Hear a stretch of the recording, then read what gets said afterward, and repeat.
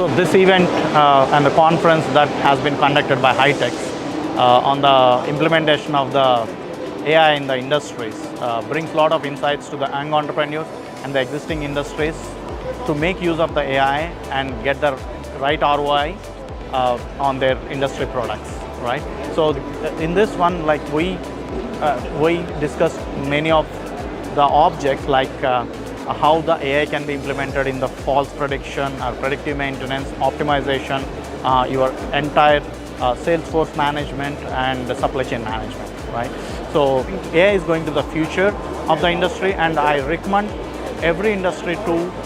get the sense of the AI and try to implement it in the industry, and you will definitely see the fruits of the AI going forward in the near future.